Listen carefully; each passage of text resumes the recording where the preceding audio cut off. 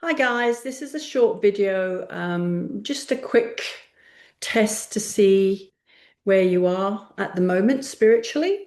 And I've entitled it Yeah, but because I talk to lots of people online and I give them the gospel, and then there comes the yeah, but, yeah, but. There's always a yeah, but, which is people's excuse for um, basically not listening to your advice, and that's fine. But if it's my advice, then you can ignore it. But if it comes from the Bible, then you don't have that luxury, and there's no room for yeah, but. And in John, hang on, my Bible here.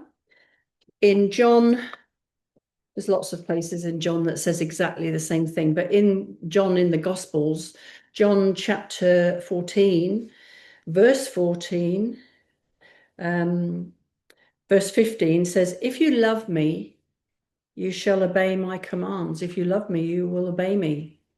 It's very simple. Jesus doesn't give you room for a yeah, but. And one of the things you can do to test where you are, and this is something my mum did. I remember her doing it years ago to one of my sons who are fully grown now and got families of their own. But one of my sons went to see my mum for a heart to heart because he used to go to her to sort of offload, and she was a good ear for him. And she didn't say very much. She just simply said, she brought out a glass. She'd obviously thought about it for someone else because it was already done, but she said, "In this cup, there is some good things and there's some bad things, which apply to you." So, my son, he sort of pulled one out and he looked at it. Sexual immorality, which could be adultery, fornication, lesbianism, homosexuality, transgender, any of those things, sexual immorality. So his face dropped and he put it on the table. She said, "You put all the ones that apply to you on this side and all the ones that don't on this side of the table." So he put down sexual immorality. Then he pulled out the next one, gentleness. So he thought about that one, and it went on the table wherever he chose to put it. I don't know. I wasn't there. The next one, drunkenness. Again, his face dropped. She didn't have to say anything to him. She just said, "Keep going, keep going." The next one was faithfulness. So again, he thought about it. He put it on the table. The next one, debauchery, which, in modern language would be indecency, maybe like bad jokes. Also, nakedness, women not covering themselves properly, revealing yourself in inappropriate times and places, debauchery. So he looked at that one, had a little think, and he put it on the table. Witchcraft. My Bible, when it looks at the Hebrew word that's used for this word witchcraft, it's pharmacopoeia, which means drug sorcery. So taking drugs to get into an altered mind state is a form of witchcraft. It's very prevalent in the last days. Drug sorcery, we see it everywhere now. So I don't need to go into that one. But again, he looked at it, he put it on the table. The next one, forgiveness. So he thought about it, put it down.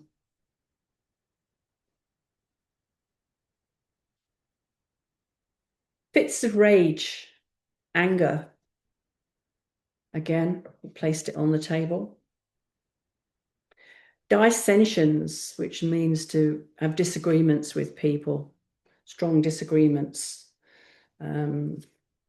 contrariness, and not agreeing with people in a bad way. In a normal way, it's okay if there's some disagreement, but when it's a continual thing and it's a problem in your life, then maybe that's a negative. Kindness. So again, he thought about it. He put that one on the table.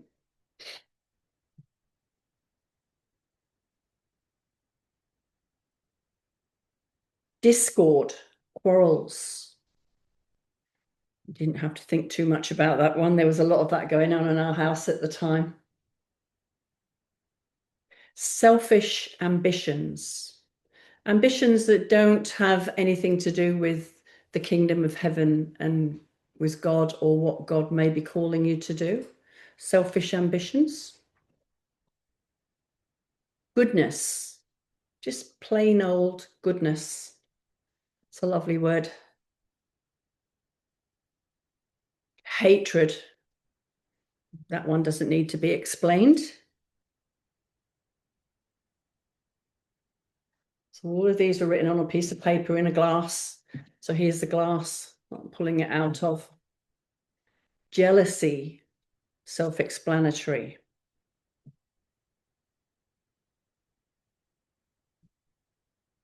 Joy. Happiness is something that you get in the world and it's fleeting and it's very emotion-based, but joy is a spirit thing and it only comes from God. And you can be in the most dire circumstances, but still experience the joy of the Lord. It says, the joy of the Lord is my strength.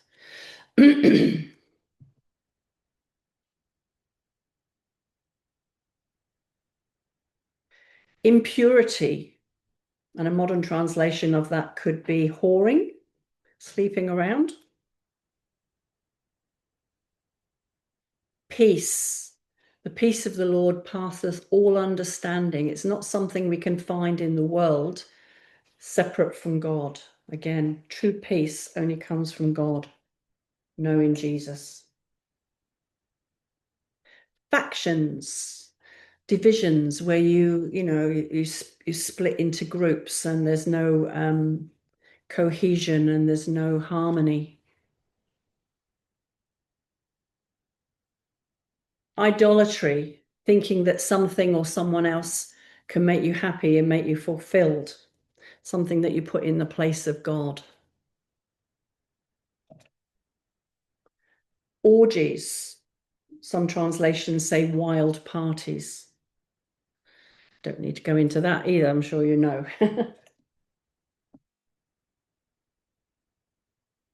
Love.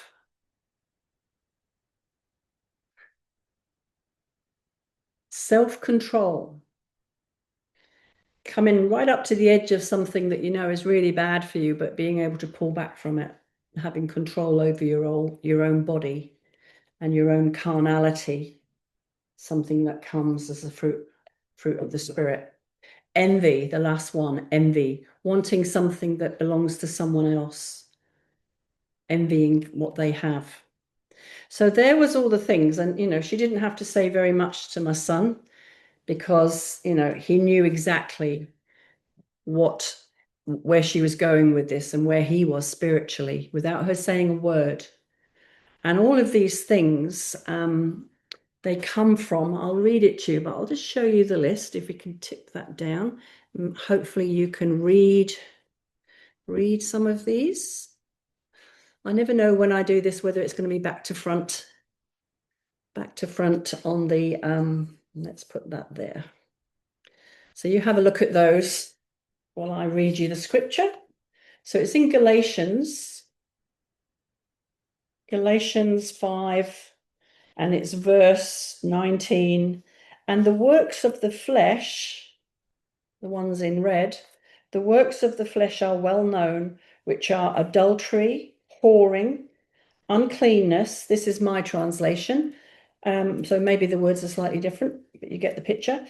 Uncleanness, indecency, idolatry, drug sorcery, hatred, quarrels, jealousies, fits of rage, selfish ambition, dissensions, factions, envies, murders. I think I left out murder, didn't I? But murder should have been in there.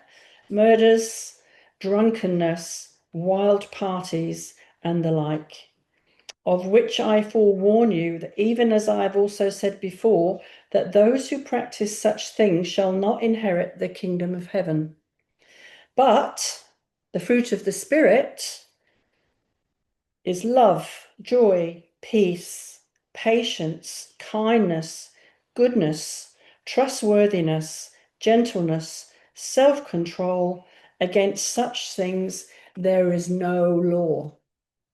So it's a really good thing to look at the fruit of the Spirit and the fruit of the flesh, and just figure out, if you copied these out from the scripture and then went through them and, picked out the ones that, applied to you. So maybe it's these. You'd have a pretty good idea about where you were spiritually, and you'd know how to pray. So that's just a little thought for you. And, Jesus said, if you love me, you will obey me. So if there is a yeah, but, then you need to go back to the Bible, you need to pray, and you need to check your spiritual compass and your relationship with God. That's all I'm going to say. It's a very short one, and I'll speak to you in the next one. God bless.